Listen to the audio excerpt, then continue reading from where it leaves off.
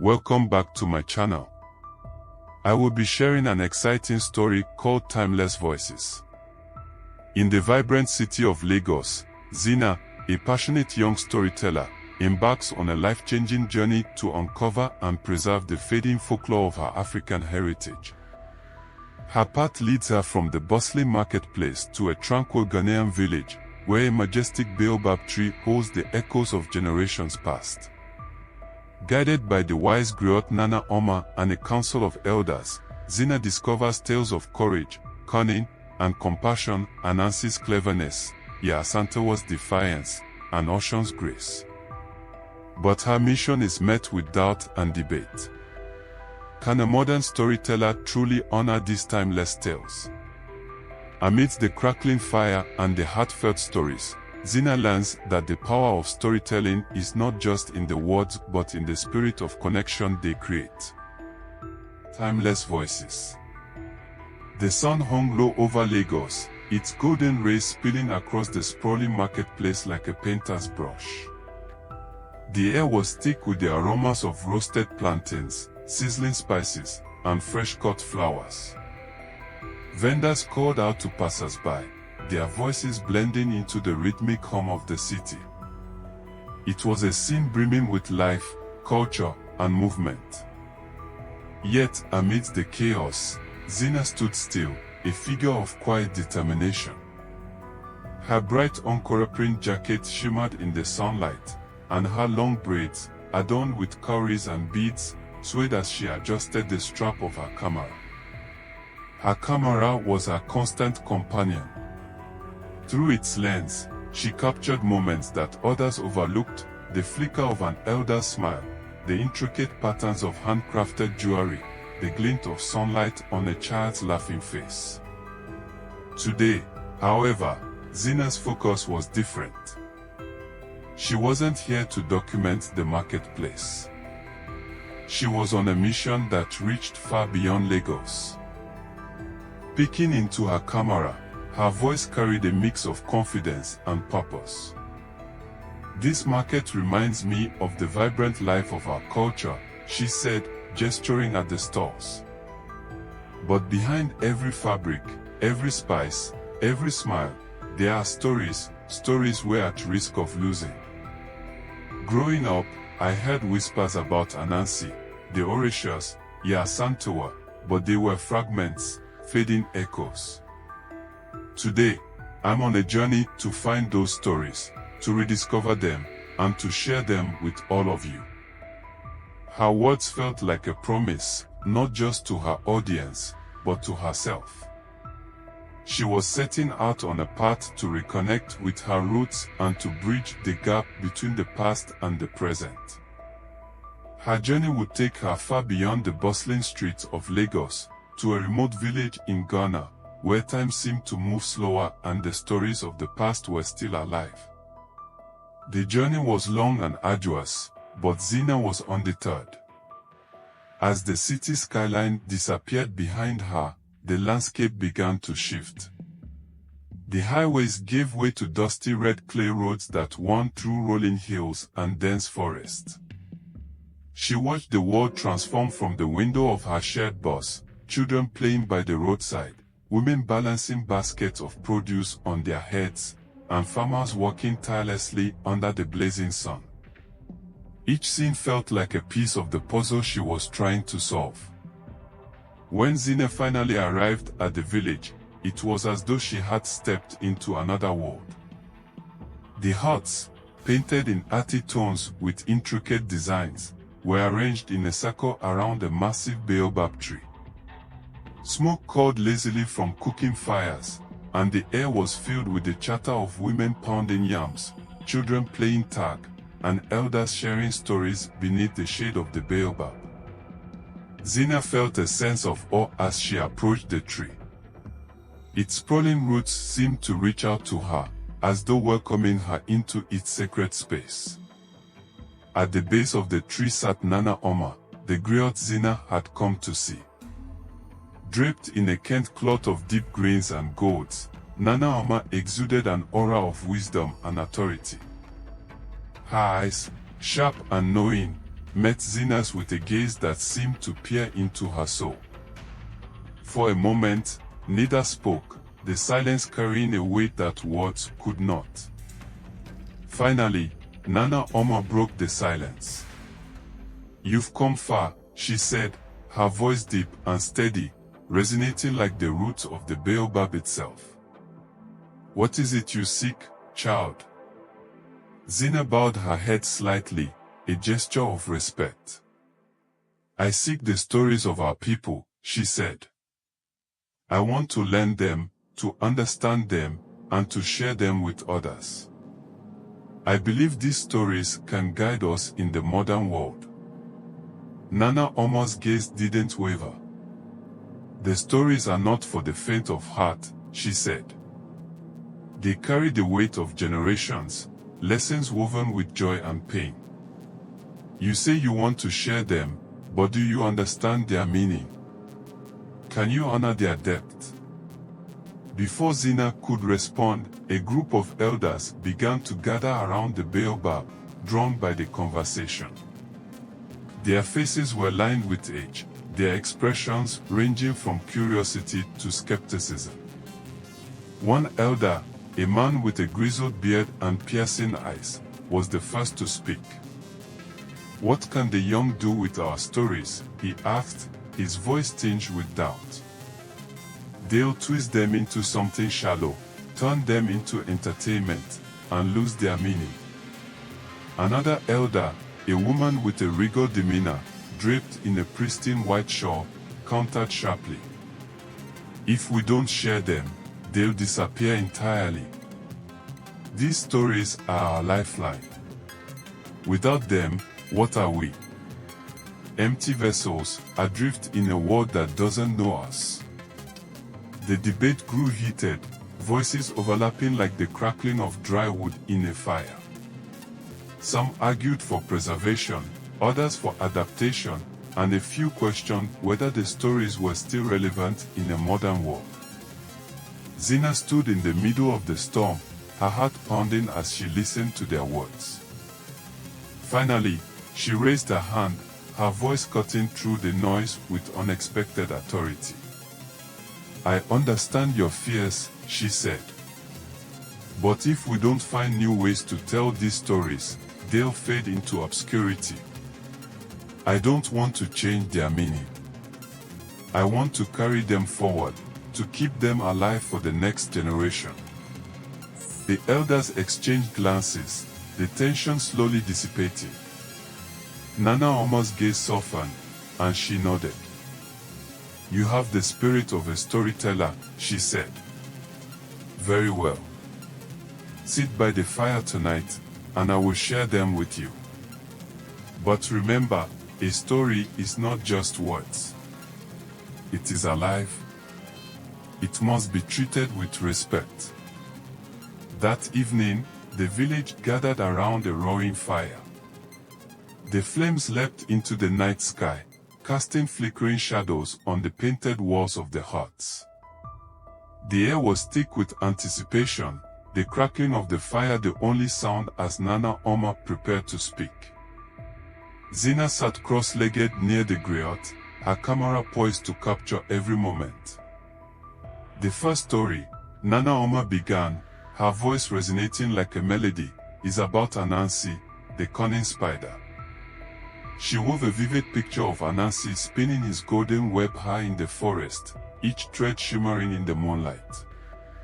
In this retelling, Anansi faced a tech billionaire who sought to digitize sacred stories, stripping them of their cultural essence for profit. Anansi, ever clever, turned the billionaire's greed into his downfall, reminding the world that stories are treasures, not commodities.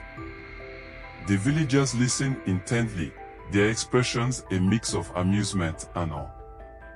Zena was struck by how timeless the lesson felt, a reminder that greed and exploitation would always be outwitted by the enduring power of culture. The next story carried the defiance of Yaa Asantewaa, the Ashanti queen who led her people against British colonizers.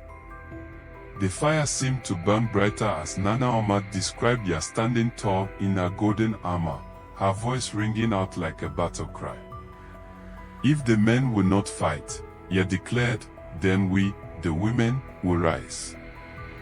Our land, our people, will not bow to any empire. The tale left Zena in awe, a reminder that courage and determination could ignite movements that echoed through history. The tone shifted with the story of Oshun, the orisha of rivers and fertility. Oshun's golden robes flowed like liquid sunlight as she brought life to barren lands. Her tale was one of compassion and balance, a reminder that love and care were as powerful as strength and defiance. Oshun teaches us, Nana Oma said, that love is not weakness. It is the foundation of creation. The final tale was raw and intense, a story of the wild. Nana Oma spoke of a lion and a crocodile, symbols of strength and cunning, locked in a fierce battle at a watering hole. Their roars echoed through the forest, their movements deliberate and symbolic. But in the end, they chose coexistence over destruction, recognizing that their survival depended on harmony. The wild teaches us what we often forget, Nana Oma said. True strength lies not in dominance but in balance.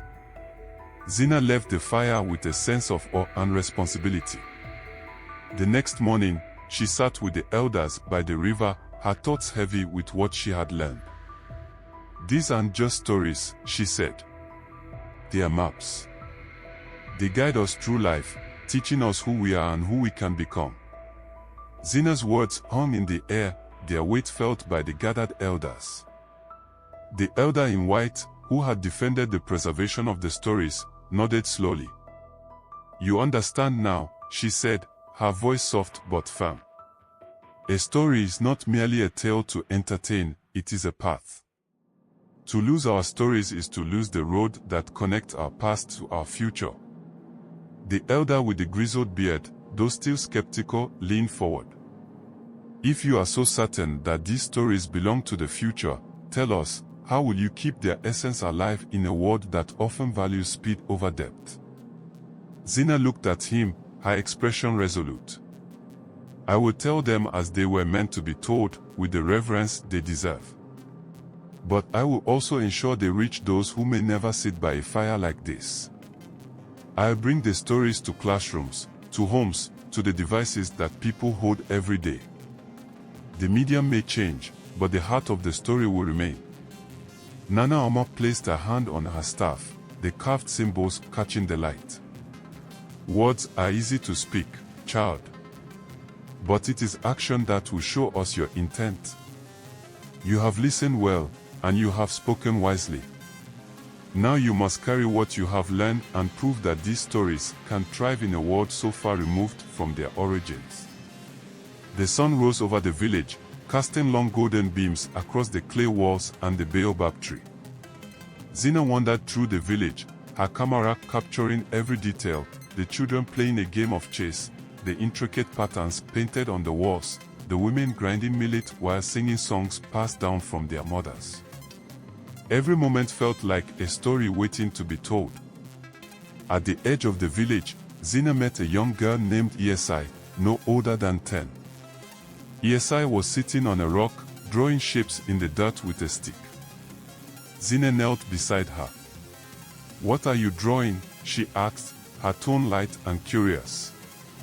Yaa looked up shyly. It's a lion, she said. Nana Oma told me the story of the lion and the crocodile last night. Zena smiled. And what did you learn from the story? The girl hesitated, then replied, that being strong doesn't mean fighting all the time.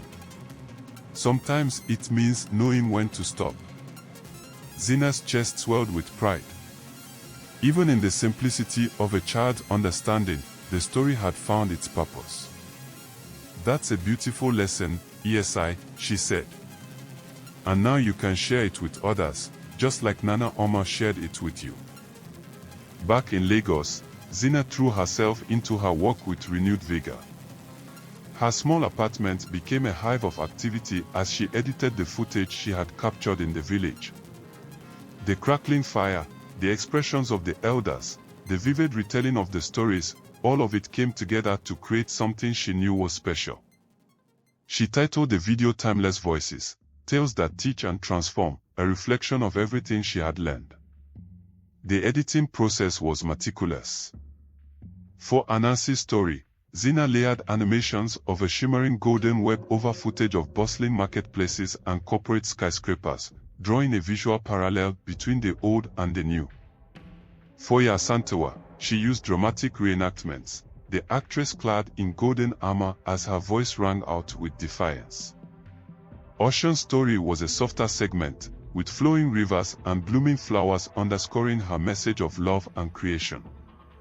The lion and the crocodile were brought to life through powerful imagery of the African savanna, their movements slow and deliberate, every rock carrying symbolic weight. But the video wasn't just about the stories. Zena included moments of her journey, her conversations with the elders, her reflections by the river, and her promise to honor the essence of the tales. She wanted her audience to feel as though they had traveled with her, to understand not just the stories themselves, but the responsibility that came with them. When Zena uploaded the video, she wasn't prepared for the response. Within hours, her inbox was flooded with messages from people all over the world. Some shared their favorite stories from their own cultures, drawing connections between the myths of Africa and the legends of other lands. Others thanked her for reminding them of tales their grandparents used to tell, stories they thought had been lost. One message stood out. It was from a teacher in South Africa who wrote, "Your video inspired me to bring storytelling back into my classroom. I've been teaching history for years, but now I realize that stories are what make history come alive. Thank you for reminding us of the power of our voices." Zena read the message twice, her chest tight with emotion. This was why she had started her journey, not just to rediscover the stories, but to inspire others to keep them alive. Zena's video series became a phenomenon. She traveled to other villages, meeting new griots and learning stories she had never heard before. Each time, she brought her camera, not just to document, but to preserve. Her work inspired a new wave of storytellers, teachers, parents, and even young children who began sharing their own versions of the tales. But Zena never forgot the village where it all began. She returned to visit Nana Oma and the elders, bringing with her a small projector. As night fell, she set up a screen under the baobab tree. The villagers gathered, their faces lit with curiosity as Zena played her video. The crackling fire, the powerful retellings, the vibrant animations, it all came to life under the stars. When the video ended, the villagers erupted into applause. Nana Oma stood, her staff in hand, and looked at Zena with pride.